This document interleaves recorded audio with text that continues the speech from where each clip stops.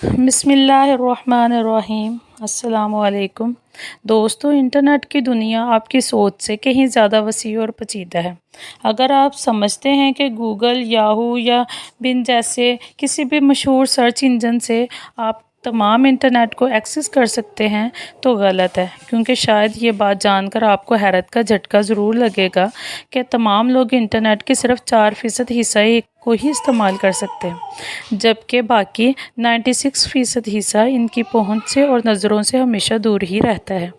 Internet کا یہ چھپا ہوا 90% حصہ ڈیپ ویب اور ڈارک ویب پر مشتمل ہوتا ہے۔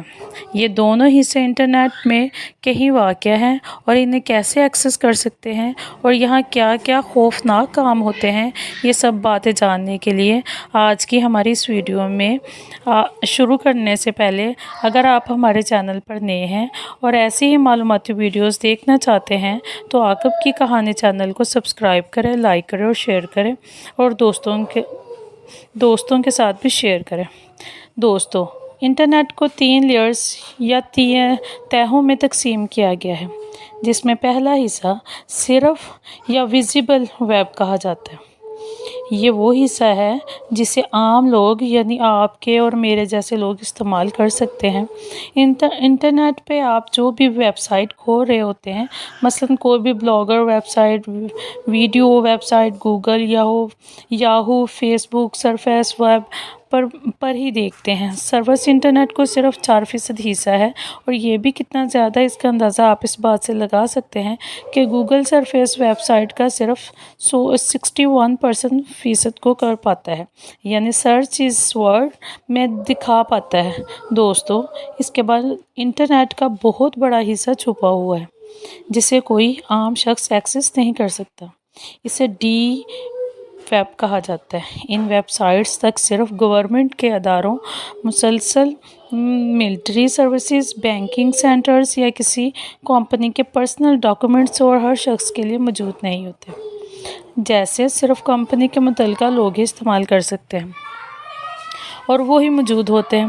مثال کے طور پر ایک بینکنگ کی روزانہ کے ٹرانزیکشن کا ریکارڈ جو ایک شہر سے دوسرے شہر میں روزانہ کی جاتی ہے اور وہاں تک کوئی عام شخص رسائی حاصل نہیں کر سکتا، یہ سب انفارمیشن ڈیپ ویب پہ موجود ہوتی ہے۔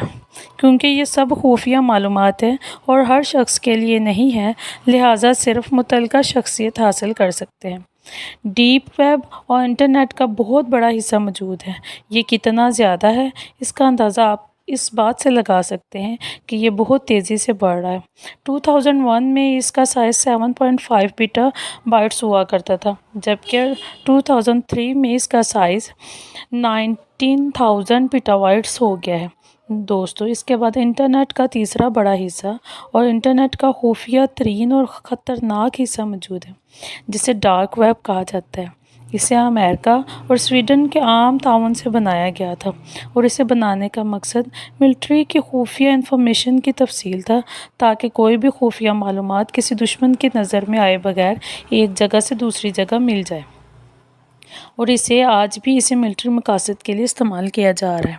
اس کے علاوہ جرنل اسپیسیز کا استعمال کرتے ہیں تاکہ ریاست سے متعلق خفیہ پیغامات اور کچھ ایسے راز جو عام لوگ یا گورنمنٹ کے رنگوں سے بچانے ہوں، ان کو ایک جگہ سے دوسری جگہ منتقل کیا جا سکے۔ دوستو، ڈارک ویب کے اندر آپ کی تمام شناخت خفیہ رہتی ہے، نہ تو کوئی عام شخص کچھ ایسے راز جو عام لوگ یا گورنمنٹ کی نظروں سے بچانے ہوں، ان کو ایک جگہ سے دوسری جگہ منتقل کیے جا سکتے ہیں۔ دوستو، اس کے اندر آپ کی تمام شناخت خفیہ رہتی ہے، نہ تو کوئی عام شخص یہاں تک پہنچ سکتا ہے اور نہ ہی کوئی گورنمنٹ کا ادارہ یہاں۔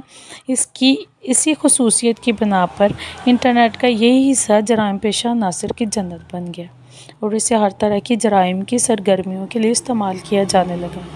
ایسے ایسے جرائم جن کا آپ تصور بھی نہیں کر سکتے، مثلاً منشیات کو خریدنے اور بیچنے کی ڈیلنگ، چائلڈ پروگرام کو ہائر کرنا، یعنی کسی کو پیسے دے کر کسی کو مروانے کے لیے ہائر کرنا، خفیہ کتابیں، نقلی پاسپورٹ، ڈاکومنٹس وغیرہ بنانا جس کی قیمت $10 سے شروع ہوتی ہے، صدیوں پرانے جنگی راز، کریڈٹ کارڈ کی چوری شدہ معلومات، لوگوں کو ٹارچر کرنا، ان کو مرتے ہوئے دکھانا، ان کے اعضاء کو کاٹنا اور پھر ان ویڈیوز کو بیچنا، یہ سب کام ڈارک ویب میں ہی ہوتے ہیں۔ دوستو، ڈارک ویب کا ایک ہی حصہ ہے جسے ریڈ رومز کہا جاتا ہے، جہاں لوگوں کو لائیو کاٹتے ہیں، انہیں دردناک موت دیتے ہیں دکھایا جاتا ہے، اور لوگ اس کو نہ صرف دیکھنے کے پیسے دیتے ہیں بلکہ باقاعدہ بولی لگاتے ہیں کہ اس شخص کو فلاں طرح سے اذیت دینے پر میں تمہیں اتنا پیسہ دوں گا۔ اور ظاہر ہے یہ سب دیکھنے والے لوگ یقیناً بیمار ذہنیت کے لوگ ہوتے ہیں، جنہیں لوگوں کو تکلیف میں دیکھ کر اور مرتا ہوا دیکھ کر خوشی ملتی ہے، اور جرائم پیشہ عناصر اس کی بدولت بے تحاشا پیسہ کماتے ہیں۔ ان پیسوں کی payment on line but Queens کی صورت میں کی جاتی ہے۔ دوستو، بٹ کوئن ایک آن لائن کرپٹو کرنسی ہے، یا پھر اسے ڈی سینٹرلائز کرنسی بھی کہہ سکتے ہیں، جسے گورنمنٹ کنٹرول نہیں کرتی، اور یہ خریدنے اور بیچنے والے کی والیٹ میں آن لائن بھیج دی جاتی ہے، جسے ٹریس نہیں کیا جا سکتا۔ ریڈ رومز میں جانے کے لیے آپ کو ایک اسپیشل لنک پوچھا جاتا ہے، اس کو جوائن کر کے آپ اس طرح کی لائیو سٹریم کو جوائن کر سکتے ہیں۔ اس سے پہلے آپ سے payment on line but Queens کی صورت میں لے لی جاتی ہے۔ اب یہاں سوال یہ پیدا ہوتا ہے کہ ڈارک ویب یا ریڈ رومز تک رسائی کیسے ممکن ہے؟ دوستو، ہمارے عام انٹرنیٹ براؤزر صرف سرفیس ویب سائٹ کے لیے ہی بنے ہیں، یہ ڈارک ویب تک رسائی حاصل نہیں کر سکتے، لہٰذا اس مقصد کے لیے ایک ٹورنامی براؤزر استعمال کیا جاتا ہے جو کہ آپ کی آئی پی اور لوکیشن کو رکھتا ہے، تاکہ کسی کو معلوم نہ ہو سکے کہ آپ اس میں داخل ہو رہے ہیں، ورنہ آپ کو 4 اسٹارز کیا جا سکتا ہے، کیونکہ ڈارک ویب کو استعمال قانونی طور پر اللیگل ہے۔ اس کی وجہ یہی ہے کہ یہاں زیادہ تر افراد وہی موجود ہوتے ہیں جو غلط کام کرتے ہیں۔ ٹور براؤزر آپ کی آئی پی ایڈریس اور آپ کے شناخت کو چھپا دیتا ہے۔ یہاں یہ وضاحت کرنا ضروری ہے کہ انٹرنیٹ پہ آئی پی ایڈریس آپ کی پہچان ہوتا ہے، مثال کے طور پر جیسے کسی سم کارڈ کا نمبر آپ کی سم کی شناخت ہوتا ہے، اور ٹور براؤزر کی مدد سے آپ ایک ایسی ویب سائٹ کو کھول پاتے ہیں جو صرف ٹورنامی فارمیٹ میں موجود ہوتی ہے۔ مجھے امید ہے کہ آپ کو انٹرنیٹ کے ان 3 کاموں کا فرق سمجھ آ گیا ہوگا۔ دوستو، انسان کی فطرت یہی ہے کہ جب بھی کسی چیز کو اس کو فائدے کے لیے بنایا گیا ہے تو کچھ جرائم پیشہ عناصر اس کی کمزوریوں کو فائدہ اٹھاتے ہوئے استعمال کرتے ہیں، جس کی ایک مثال ڈارک ویب لگتی ہے۔